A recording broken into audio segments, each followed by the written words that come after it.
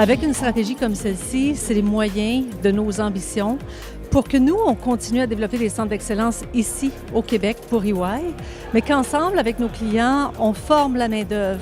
On avance ensemble pour faire une transformation profonde au Québec.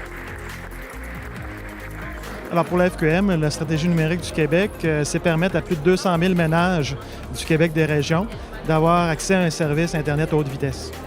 C'est un appui très large à la transformation numérique des entreprises. Autant parce que ça touche non seulement les technologies numériques utilisées dans les entreprises, mais ça va toucher aussi les compétences numériques, l'infrastructure.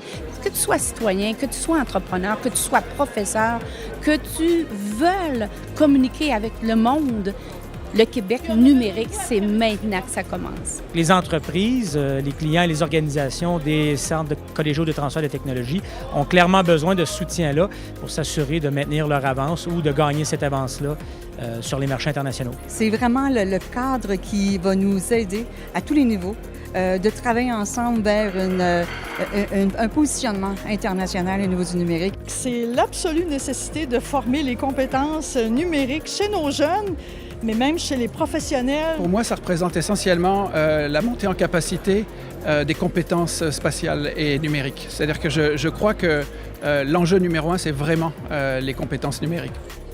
Là, on se dit, regarde, c'est le temps de peser sur l'accélérateur. On est une société extraordinaire, on est connu pour notre créativité, on est particulièrement innovant, on a plein de champions en technologie de l'information et des communications. Ça, on est vraiment bien parti.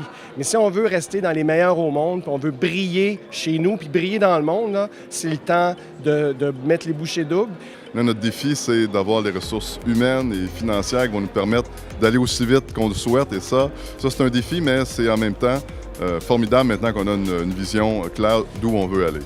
Et là, on s'en va vers quelque chose de vraiment formidable, qui est le laboratoire d'innovation et de création numérique. On va ouvrir en avril prochain dans une salle ici au musée.